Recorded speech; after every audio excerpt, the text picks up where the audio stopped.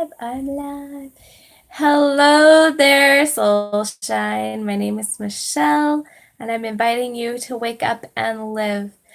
Coming to you live from my phone is not my favorite thing, but setting my computer back up where it belongs is also not my favorite thing. So I'm just coming to you live from my phone anyway. I have put off today, I've been putting off talking to you guys today because I wasn't sure what to talk about.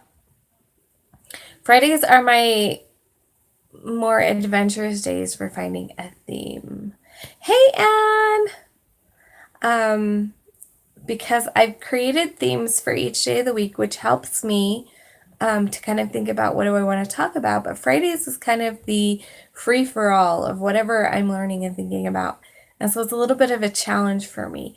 But I just got off the phone. I had like a 2 hour conversation with my wonderful friend Lydia. And we talked a lot about things. I love having somebody to talk to. Coaches and mentors and friends are awesome when you can come to them to talk about what's going on.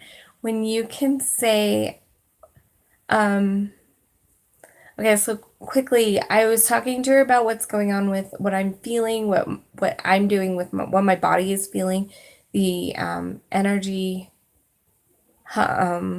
emotional state of what I'm feeling. We were talking about that, and we were talking about some stuff in her life. And so when you're talking to your friends or a coach or a mentor with the intention of finding the underlying cause or the solution, then it's really awesome and it's really powerful. Now, when you're talking, don't like it when it does that. Reconnecting. Look for the underlying causes or solutions, and it's super powerful. So why is it so powerful? It's because there's an outside perspective. We spend so much time in our little bubble of what's going on that sometimes it helps for an outside person to see.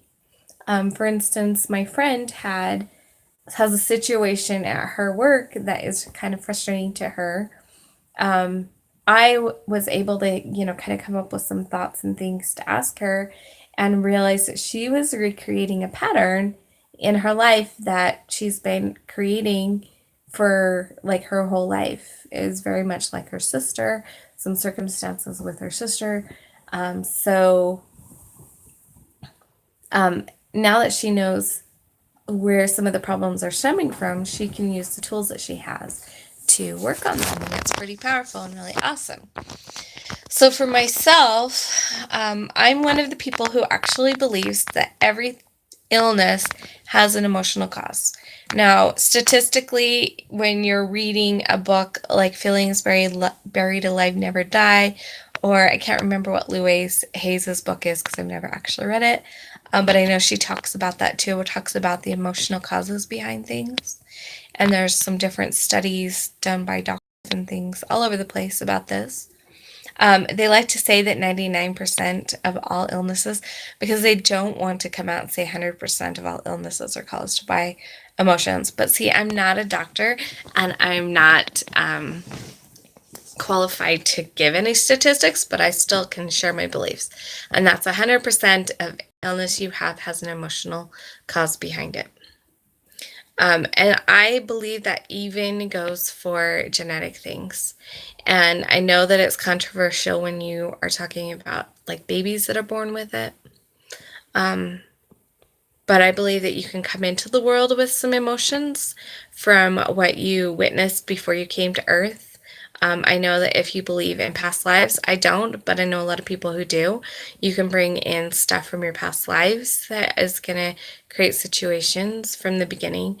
And the emotions of your family, your the emotional DNA.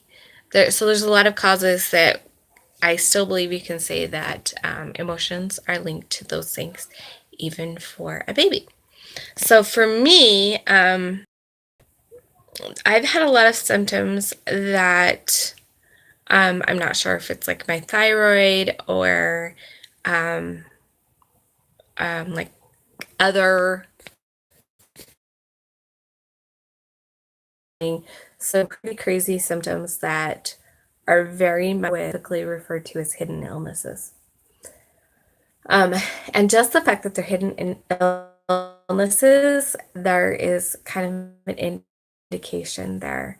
Emotions am I hiding from, or am I hiding from life that create that? And a lot of people who are called to shine and really be really big and help their people will get these kind of illnesses because of the fear of being seen. And so they hide, and therefore get a hidden illness. It's funny to me that you can, that we can often link some of the phrases to what's going on. So, an example is I was working with somebody the other day who had a lot of back pain. And I just asked her, I said, well, who stabbed you in the back? And she was immediately able to give me an answer. And then we looked more and deeper into it about what it was really about. And the back is associated with a lack of support. And that was totally what she was feeling. She felt totally innocent and stabbed her in his lack of support for her. And so it's kind of fun when you can do that. When you have knee problems, are you being unwilling to bend? When you have neck problems, are you being stiff-necked in your life? So you can ask some of these questions, and it's really interesting to notice that, yeah, they're all these phrases, what do they call them? Colloquisms? I can't remember the word.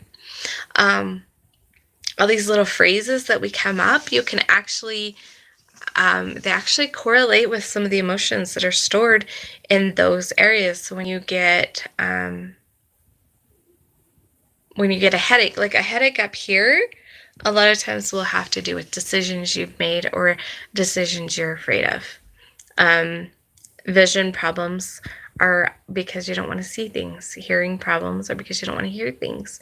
There's a lot of beliefs and emotions associated with them, and it's pretty cool. So what about me with mine, besides it being hidden illness and I don't know that I so much feel a need to hide. In a way, I guess I do. But this is what's come out for me today in talking to my friend. Okay. So we talked about how I feel like every time I try to shine, every silly thing, trying to shut me down, I feel suffocated. I feel like if I try to shine, then somebody's going to try and stuff me back down. No, you can't be big. You can't. And it's a very specific relationship in my life that creates this. And so we talked about a lot of the emotions. I don't feel like it's safe to be me in that relationship, and how I feel like I'm constantly having to fight, and then I don't feel like fighting anymore, and I feel like I just get tired of fighting, and tired of fighting comes up as feeling tired all the time. It's a part of whatever's going on with me is I feel tired all the time. I feel like my body is shutting down, and I feel like every time that I try to do something, I'm being shut down. So it's really interesting to kind of look at some of the emotions that are going on with my illness. And the thing that was really strong is that I don't feel like it's safe to exist. And if you don't feel like it's safe to exist, your body is going to start shutting down and making it so you don't exist anymore. And so when I can go in, now that I'm aware of it, I can go in and do some work about feeling safe to exist and feeling safe to be me and feeling safe to shine, and allow myself to break out of that suffocating. I don't even know how to explain how it feels, but it feels like the world's caving in on me and imploding in on me and trying to keep me down. And being aware of that now, I can be like, no, and push it off and break free and break out. So that's my thoughts for today, and that's what kind of is on my mind and thinking about, and how, I don't know, I wanted to share that with you because if you have something that you're feeling or going through, um, what are the emotional causes behind? If you're feeling achy, one of my things that I'm very aware of, because I've looked it up so many times, is achy is the probable cause of being achy is longing to be held. Like you just ache for somebody to care about you. So epic message. Thank you, thank you, thank you. And I love you. I'm so glad that you are on live and that you are able to see this live. I just simply adore you. And so I'm happy to see you. And thank you so much. I love your comments on my videos. It's just, I'm like, and commented, yay! Makes me so happy. So that's what I'm talking about here today. Think about it, ponder in your life, and what, when you get sick, even if you stub your toe, I mean, like maybe stubbing your toe is not a big deal that you really want to take time to ponder it, but you could think about it. Like, I'm trying to think what stubbing your toe could be about. I'm not 100% sure what the emotions are usually linked with the toes, but I could think that you feel like you're hitting up against resistance.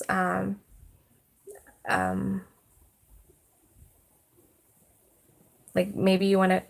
A lot of times when my daughter hurts her ankle, when we start doing some digging into the emotions about it, we find out that she actually feels like kicking somebody, and it comes out in pain in her foot. So it's fun to play around with it and figure out what's really going on. It's another way that we can look, and it's a way for our body to say, hey, we're feeling this, we need to address this, acknowledge it, because when you acknowledge it, then we can let go of it. And so when you look at pain and illness as a way of your body saying, hey, look at me, come pay attention to what's going on, and then you can find out what's going on and you can do some deep healing with it. And it's pretty powerful. Okay, so that's what I have to say today. Thank you so much for watching, and I'm so glad you were here live. I know there's been a couple other people in and out watching as well. Thank you for being here and watching me as well. Remember, everybody, to let your soul shine big, bright, live, and beautiful. Be the incredible, wonderful, fabulous you that you were created to be, and I will see you guys tomorrow.